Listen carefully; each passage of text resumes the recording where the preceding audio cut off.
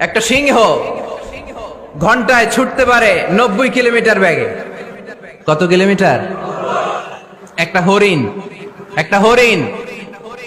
হরিণ ঘন্টায় ছুটতে পারে 100 কিলোমিটার বেগে। তাহলে কে জোরে ছুটে? জোরে বলতে হবে। সিংহ কত কিলোমিটার? হরিণ।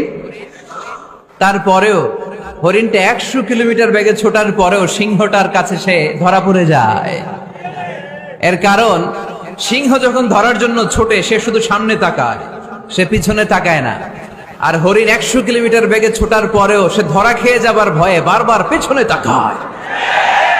আর পিছনে তাকার কারণে ওর গতিটা স্লো হয়ে যায় আর সিংহের হাতে বধ হয়ে যায়। পিছনে তাকাবার সময় আমাদের নাই, চিল্লায় বলো ঠিক কিনা? আমরা অহংকার শিখি নাই, আমরা হিংসা শিখি নাই, আমাদের বুকে আছে বুক ভরা ভালোবাসা।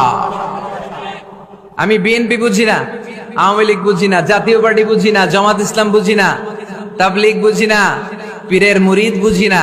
যারাই পড়েছে লা ইলাহা ইল্লাল্লাহ তার জন্য আমাদের হৃদয়ে জায়গা আছে না নাই? মুসলমান কেন, হিন্দুদের জন্য আমাদের বুকে জায়গা আছে না নাই?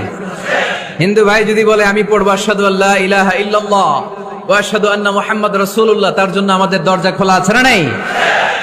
This is the beauty of Islam. এটা ইসলামের সৌন্দর্য, এটা অনেকে বুঝতে চায় না। আল্লাহ আমাদেরকে সহি সমঝ দান করুক, আমরা পড়ি আমিন। হিংসা, বিদ্বেষ, অন্যের পিছু লেগে থাকা, গীবত করা, অন্যকে গালিগালাজ করা, অন্যকে কাফের মুশরিক বলে ফতুয়া দিয়ে এই পবিত্র মঞ্চগুলোকে নষ্ট হওয়া থেকে যেন আমরা বিরত থাকতে পারি। আওয়াজ করে পড়তে হবে আমিন।